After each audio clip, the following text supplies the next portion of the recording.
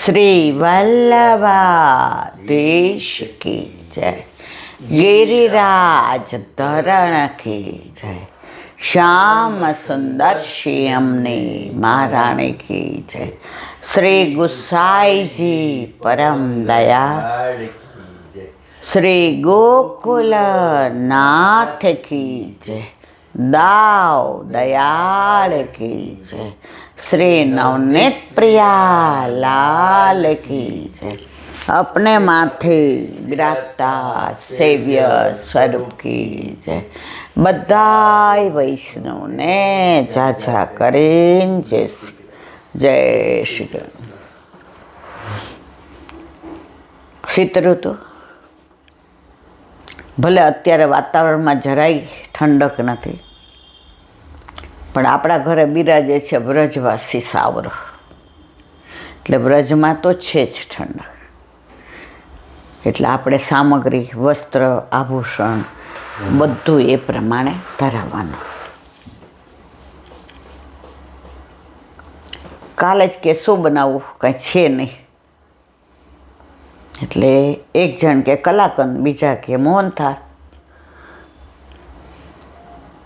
તેના દીકરાએ કહ્યું, એ કે ના અત્યારે અડદિયા જ આવે એટલે અડદિયા જ બનાવો। પછી મને ફોન આવ્યો, એ કે ઈલાબેન આમ તો ખાંડની વસ્તુ ન હોય પણ અમે તો અડદિયા બનાવ્યા સાકરનું પેલું કરીને। મેં કીધું અત્યારે અડદિયા આવે મારા વાલા। એટલે પ્રભુ તમને જતાવે છે, જતાવે છે, જતાવે છે। હવે ગુસાઈજીના પ્રાગટ્યની વધાઈ તો આજે 20-25 દિવસ થયા તો ડૉક્ટરે કીધું કે થોડું થોડું ચાલજો। તો અસારવા જવાનું મન થયું। હવે ઘરમાં એમ થયું કે મમ્મી તું ચાલી શકીશ, મમ્મી તારો પગ આમ રહે। મેં કીધું ત્યાં તો મને ગુસાઈજી સાચવવાવાળા છે, મને હું નથી સાચવી શકવા। ઘરમાં આમ થઈ જાય પગ તો તમે શું કરો? તૃપ્તિ ટાઈમમાં એટલે આવીને પાછું તાળું એ કે હું કાંઈ નથી કરતી। ઓપરેશન કરાવવાનું હતું ત્યારે આજ્ઞા લેવા ગઈ હતી, મારા વાલા તું જોજે। હવે ડૉક્ટરે છૂટ આપી કે થોડું ચાલો, તો પહેલાં હું અસારવા જાઉં કે બીજે ક્યાંય જાઉં? વાત સાચી છે। તું વોકર લઈ લે, તું સ્ટીક લઈ લે, કશું જ ના લીધું। ગુસાઈજી મારો હાથ પકડો।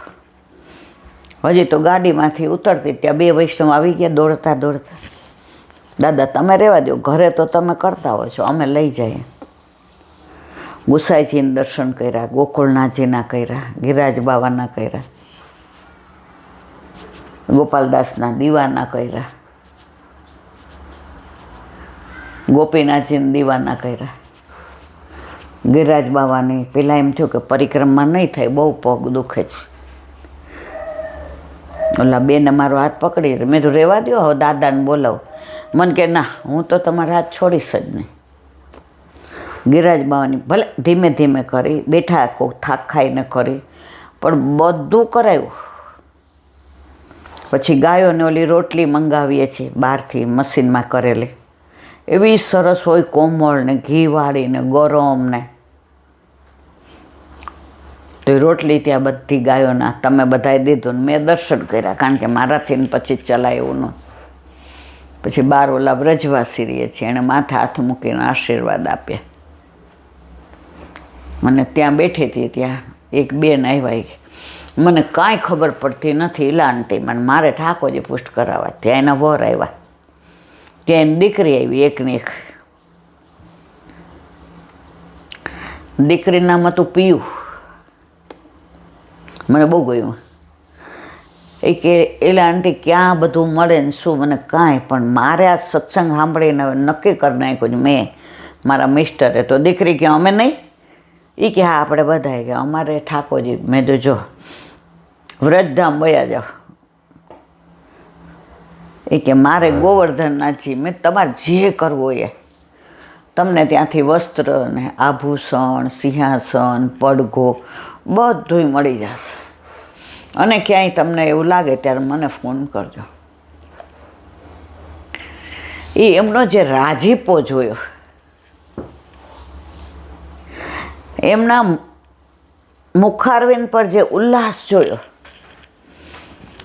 મેં કીધું આજે મારું અસારવાનું આવું સફળ થયું. ગુસાઈજીએ કીધું કે મારે આને કેવું છે, પણ હું ડાયરેક્ટ તો કહી ન શકું, એટલે મારા દ્વારા કેવડાવ્યું.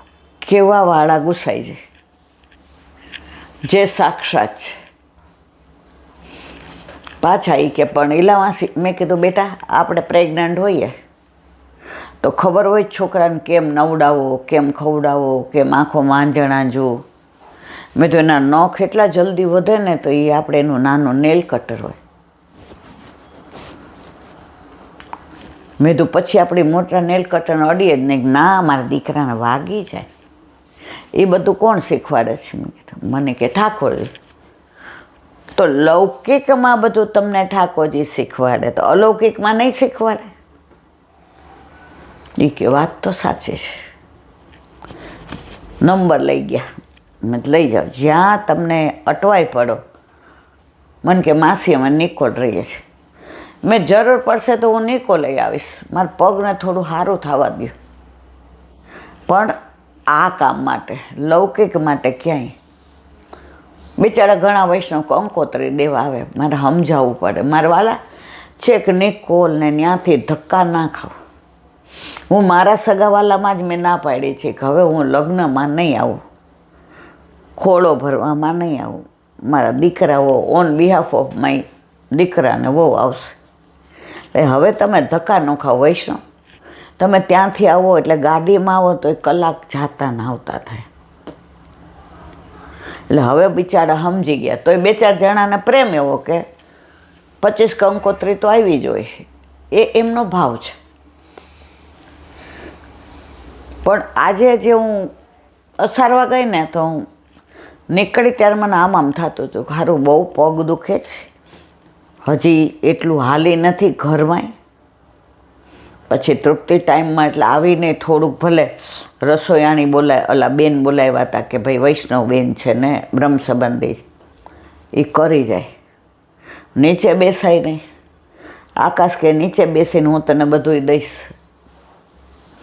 તમે કીધું હું તને બધી તૈયારી કરી દઈશ. તો આજ ઠાકોરજીને કેવું આનંદ આવ્યો. બધાય ભેગા થયા, કારણ કે મારાથી તો નીચે મારે કહેવાના આશય છે, ઘરમાં પ્રભુ બિરાજે. કાલે ટાઈમમાં થઈ એટલે બધાનો એક નિર્ણય આવ્યો, ઠાકોરજી 2 દિવસ ક્યાંક. મેં કીધું ના, ઠાકોરજી મારે ક્યાંય નથી પધરાવા. જેટલું થશે, માનો કે ઓલા બેન ન મેળાવો તો મેં તમને કીધું હતું તમે મને બધું દેજો, હું ખીચડી વઘારી દઈશ અને દહીં વધુ મેળવી દઈશ, કીધું હતું. અને પાપડ તમે શેકી દેજો, કારણ કે પાછો હાથ 2-3 દીથી દુખે છે. ત્યાં તો એ બેનેય મળી ગયા મસ્ત. 2 શાક, દાળ ભાત, સંભારો, કાઠિયાવાડી હોય ને સંભાર, દહીં, થાળ ભરીને. તો આ વ્યવસ્થા કોણે કરી? ઠાકોરજી. આપણે કાંઈ કરવું પડે? હવે તમે બધી તૈયારી કરી દીધી. આકાશ બેસી ગયો નીચે અને ઠાકોરજીને હું દઉં એટલે પધરાવે. ઝારીજી ભરીને પાછો ત્યાં મૂકે. હું કહું વેણું ધરાવીને દર્પણ દેખાડો. ઓલું રોજ કરતા હોય એટલે એને ખબર હોય. એ કે મમ્મી આટલો મોટો થયો ને આજે મારો બેસ્ટ દિવસ. આજે મને બહુ આનંદ આવ્યો, કારણ કે ધોતી વંડી તિલક રોજ એના એટલા ફોન હોય કે આપણને એમ થાય તો ઉપર જા ને, કંટાળો આવે છે આ બધા ગ્રીગ વાગે જ તું વાત. બિચારો ઉપર જાય. પ્રભુના જે અનોસર ન થયો ત્યાં સુધી એક બી ફોન ન આવ્યો. આવ્યો તો પ્રભુ સાક્ષાત છે જ.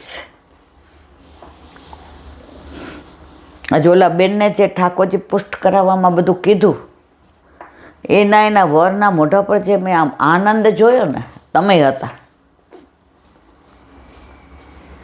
કારણ કે અસારવા મોસ્ટલી બધાને આપણું ઘર દૂર પડે એટલે ખબર કે રવિવાર આવે જ છે. એટલે લગભગ 5-25 વૈષ્ણવ હોય જ. કોઈને સખડીની આજ્ઞા લેવી હોય, કોઈને ઠાકોરજી પુષ્ટ કરાવ હોય, કોઈને જમાઈને બ્રહ્મ સંબંધ. આજની જ વાત, ઓલા બેનનો ફોન આવ્યો કે હું પરણીને ગઈ ને તો અમારા ઘરમાં બધા જ ભગવાન, એકે ખોટું ન લાગેલા બેન, બધાય કુળદેવી, માતાજી, શંકર ભગવાન, ગણપતિ, હનુમાનજી. મેં કીધું બસ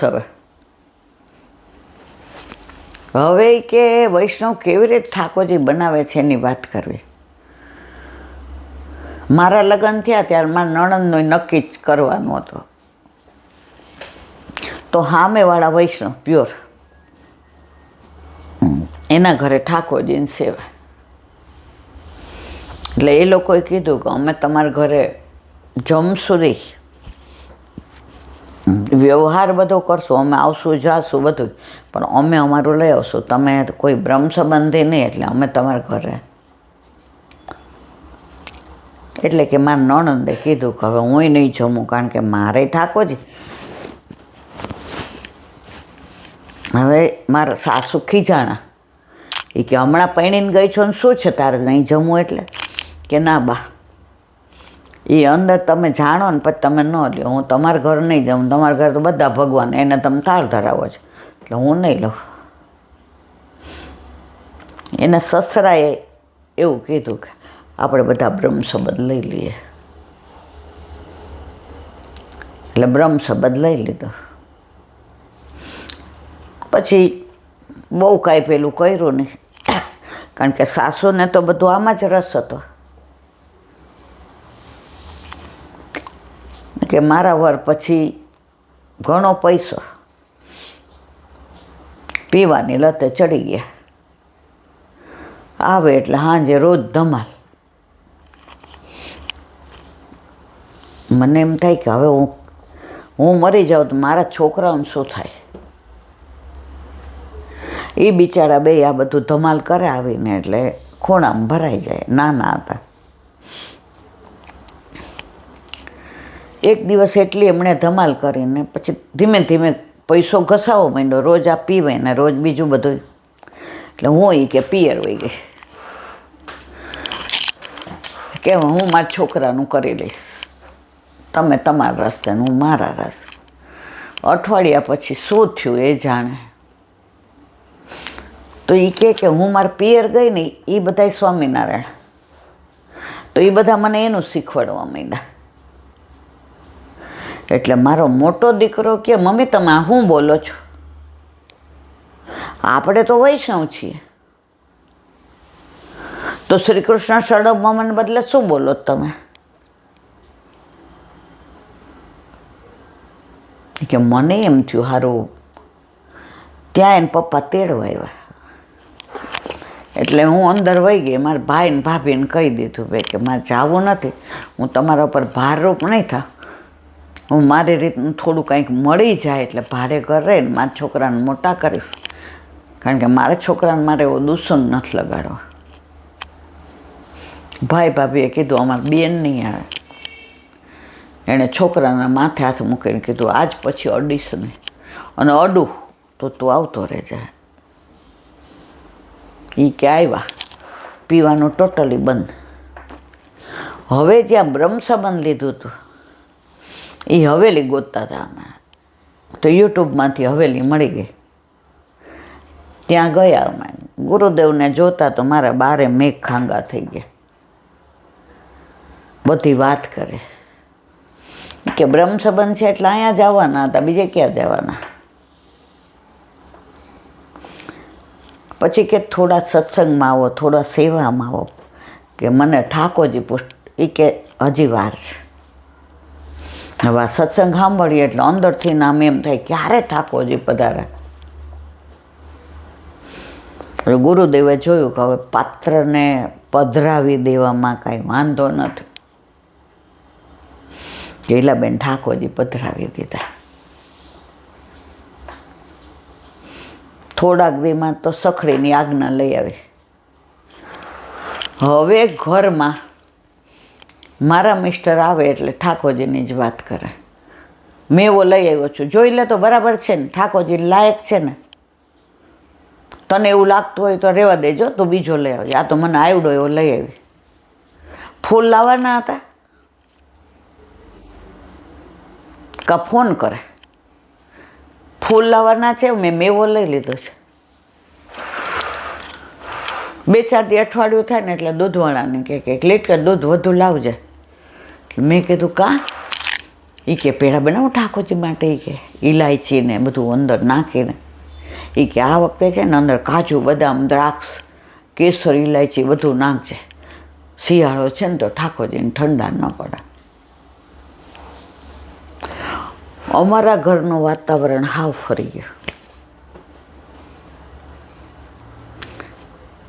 તો ઠાકોરજી સાક્ષાત છે જ, એની પ્રતીતિ કરાવે છે, કરાવે જ કરાવે. પ્રભુ કેવી અદ્ભુત લીલાઓ કરે, જીવ પોતાનો હોય.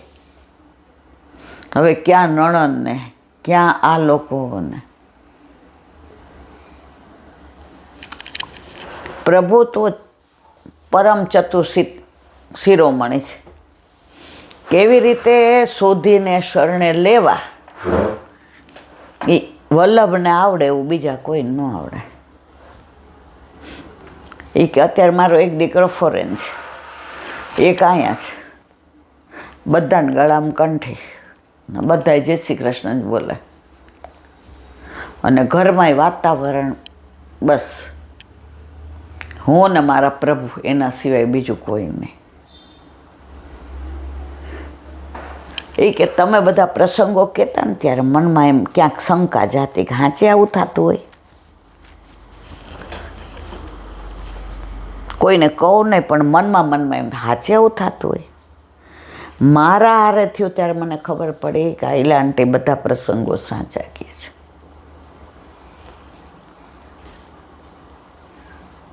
આજે જીવનો ઉદ્ધાર કરવા માટે 550 વર્ષ પહેલાં વલ્લભ પધાર્યા. યદુવંશ બી નહીં, રઘુવંશ બી નહીં, પણ વલ્લભ વંશ કેમ રહ્યો? આપણા બધાનો ધણી કોણ થાત? કોણ ઉદ્ધાર કરત? લાંબુ વિચારીને શ્રીજી બાવાએ વલ્લભ પાસે વચન માંગ્યો. વચન નિશ્ચય શ્રીનાથે માગ્યું, હું નંદન તમે તાત. હું નંદનંદન ને તમે મારા તાત. વલ્લભને વિવાહ નહોતા કરવા, બ્રહ્મચર્ય પાડવું હતું. શ્રીજી બાવે વિચાર્યું કે આ પાછળવાળાને શું? વલ્લભે એ વિવાહ ના કર્યા હોત તો આપણે બધા ક્યાં રખડતા હોત? આ વલ્લભ કુળ છે તો આજે આ બ્રહ્મ સંબંધ એ દે છે ઠાકોરજી. જો એની પાસે જ બ્રહ્મ સંબંધ લેવાય, એની પાસે વલ્લભ કુળ પાસે જ ઠાકોરજી પુષ્ટ કરાવાય. આ ઓથેન્ટિક છે. ઘણા એમ કે પુષ્ટ કરાય હોય ના થાય. બ્રહ્મ સંબંધ લીધા વિના સેવા ન થાય. તમારે સેવા પહોંચવી છે તો બ્રહ્મ સંબંધ મસ્ટ.